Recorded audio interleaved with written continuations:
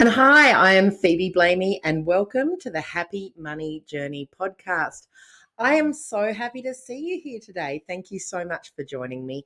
And today I wanted to talk about building yourself from a scarcity mindset to an abundant mindset without it sounding too much like just too much woo woo. Because seriously, one of the things that I've learned looking at people and how they deal with their money and how they deal with their businesses, so much of it has to do with where our head's at and what's happening with our actual mindset. So that's why I wanted to talk to you about that today. And I wanted to talk to you from the perspective of how we get what we believe. So if we believe something to be true, then that will be represented in our lives. And when we switch our beliefs, we can really switch our outcomes as well. And again, I'm not saying it just to be like really woo woo and manifest and abundance and all that sort of stuff, although I do really believe in that. I also believe in just the practical, necessary, if you think it or if you don't think it, it's true for you. So let's have a look at what's true for you. And we communicate what we're putting out there in life. Our energy communicates what's actually going to come out for us as well. And that to me is a really important part of basically living the beautiful, rich, abundant life that we could be living instead of living a small, kind of sheltered life. And the reason I say this is because so many people around me at the moment are in that mentality of scarcity and lack and fear. And that scarcity, lack, and fear brings on more scarcity, lack, and fear. And snapping someone out of that mindset to show them the absolute beauty of what's going on in their world and what's going on in their life, because they miss stuff. They miss the good stuff when they're just looking at what they can't have and what's not going right for them. And I am equally as guilty of doing such things because I've also been in situations, and particularly with COVID and staff and changes, and all of a sudden you start thinking in terms of you're not enough, what you're doing isn't enough, you could do more, you should be better, you should be achieving more, you should have more. And suddenly all you can see is the lack around you. And I've got one friend in particular that's talking to me all the time about how he is going to get, what his next amount of money that he's going to get is, and how much money he needs and how much money he's going to get.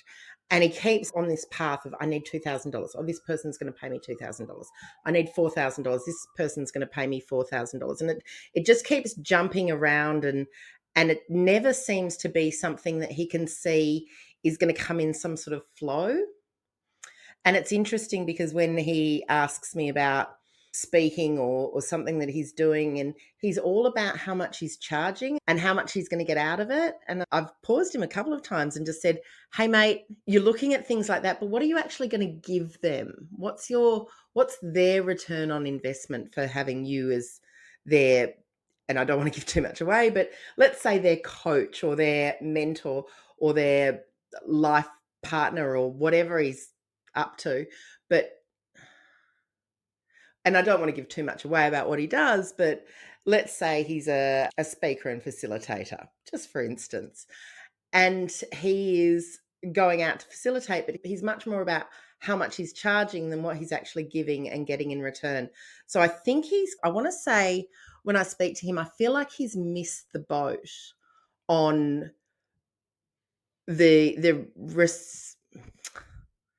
I feel like he's missed the boat on the give and take and the flow and what we need to be doing to put things out into the universe and get them back, and the generosity of spirit almost that comes with feeling good about the things that you're doing.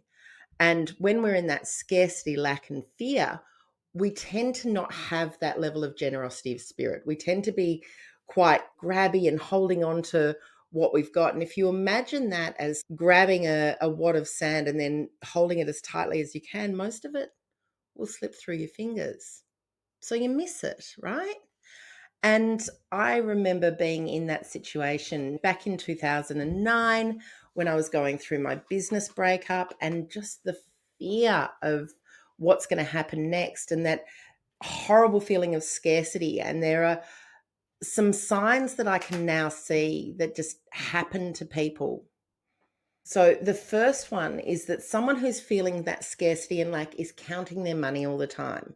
They know what they've got in the bank. They know what's going to go out. They're counting constantly.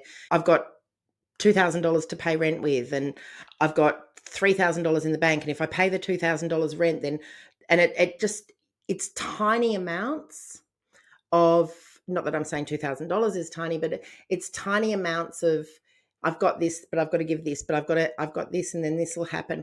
And as they're counting their money, lo and behold, something pops up that they weren't expecting. And that happens too. Sign two is something will happen, like a car accident, or they'll get ripped off, or their hot water heater will blow up. Something that would never normally happens and suddenly costs them this large amount of money that they don't have, and they're in crisis and they're in disaster, and it's just, everything's just horrible. And the third thing is that they start talking in terms of, there's a finite pie and they're not enough, or they don't have enough, or they'll never have enough, and everything's restricted and everything's, yeah, as I said, finite. And that's it. I almost want to call it playing small, because when we play small like that, we actually don't get the rewards that we want. So how do we change that? How do we move that feeling of scarcity, lack, and fear into something that's going to be wonderful and joyous and abundant? Because when you're in it, it's like you're in the middle of the forest. You can't see anything. Everything's dark and dismal and horrible, and it's just not getting any better or brighter. So what starts to happen? And I think for the first thing is, when you are in that situation, when you're feeling that scarcity, lack, and fear, at the same time, you're probably being quite creative and inventive and ingenious. And the reason being is because you've got limited resources, and you can see that you've got limited resources. So you become more creative with the way that you use those resources. You are, particularly if you're self-employed, you become quite inspired. You become quite willing to take risks in a different way, the calculated risks, but you certainly stuff starts happening that is outside of where you normally are. So I think the best example I think I can think of this, or of a metaphor for this, is when you're right down at the last bit of the toothpaste. So you've been going through your toothpaste tube, everything's been happy, lots of toothpaste on you, you've got plenty, you've got plenty, you've got plenty. Suddenly you're at the end and you've forgotten to buy toothpaste. And you're pushing that toothpaste out and you're banging on it and you're rolling that toothpaste. You've got all these different ways of bending and stretching and pushing to get that last bit of toothpaste out. Think of that with your money, and think of that with how ingenious you get when you're in that feeling of scarcity, lack, and fear. Because it brings out this amazing creativity, and it brings out this amazing, ingenious way of doing things. And I think that's really reassuring. And I think that's the first step in moving away from that scarcity, lack, and fear, is suddenly realizing that maybe this isn't the worst thing that's happened to you, and maybe it has made you a little bit more creative, and maybe it has inspired you a little bit to look at things in a different way. But my steps, and everyone feels this, can I stress? Everyone feels this. We all have times in our lives when things are just not going right, and it just seems to fall over and over and over and over. And all of a sudden we're looking at big bills that we weren't expecting, and bad things are happening, and all sorts of things are going wrong that just shouldn't be. They shouldn't be, but they are. And we're scared for ourselves. We can be scared about where we're getting that next dollar from, but we don't really need to be, because money's a flow, and we give out and we get back, and we give out and we get back, and it's always going to be there. However, the first thing I do when I'm in that situation of feeling that scarcity, lack, and fear is to tidy up. Because I can guarantee you, my kitchen bench is a mess.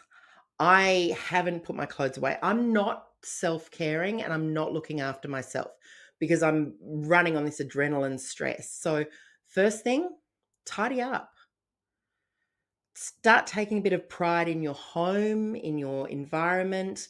Start living as you deserve to live. And even to the point of going through a couple of old drawers of things and seeing if there's some clothes that you can give away or some stuff that you can get rid of that you can maybe pay forward to someone that needs it more than you do, and start taking some stuff out and freeing up a bit of space in your home, but tidying up, because nature abhors a vacuum, right? So you take something away, you leave a space for something else to come into it.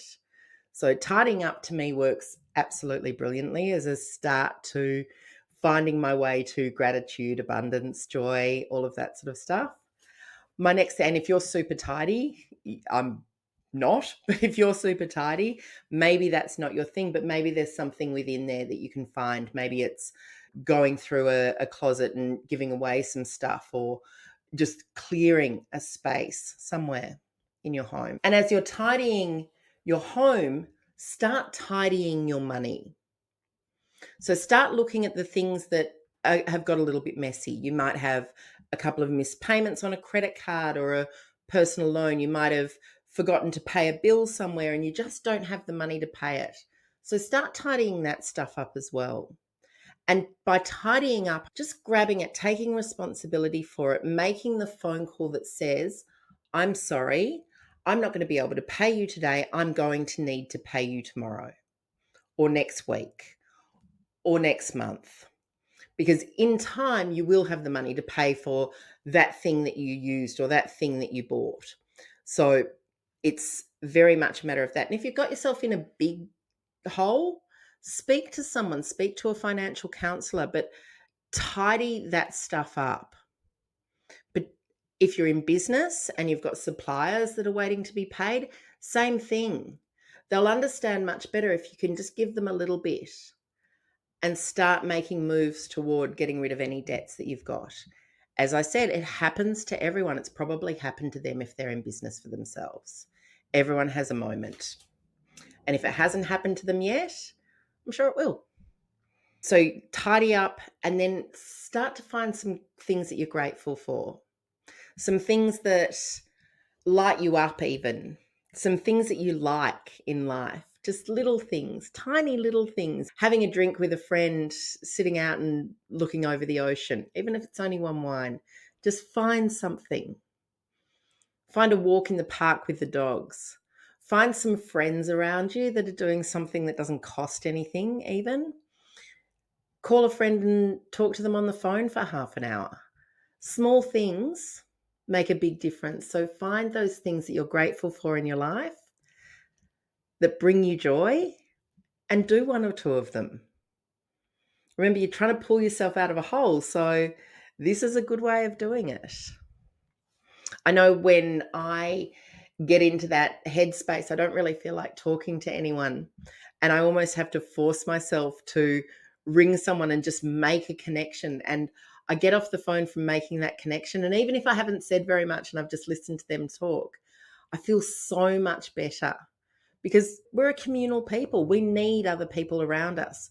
So reaching out, being the one to reach out, particularly when you're feeling a bit flat, you don't have to tell them you're feeling flat if you don't feel like it, but just reaching out and making that move can make you feel so much better.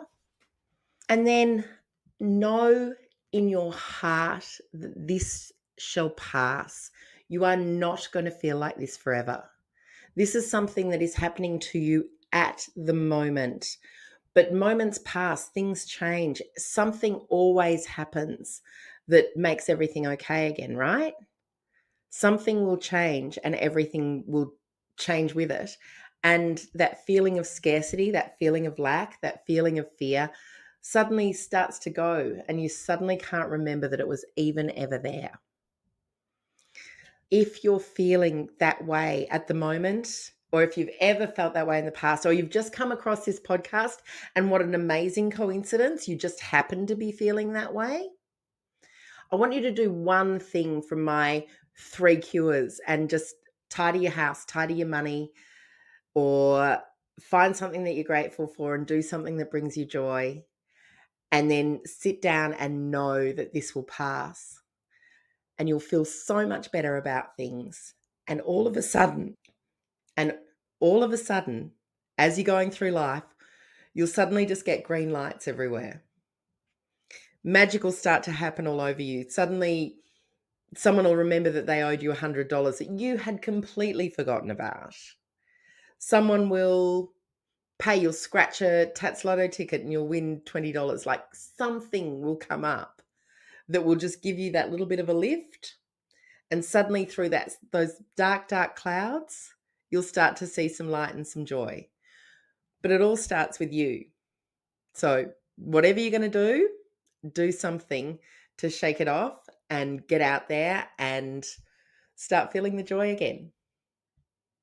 And while you're doing it, make sure whatever you do, you enjoy the journey. Have a great week. I hope this has helped someone, and I'll speak to you again next week. See you then.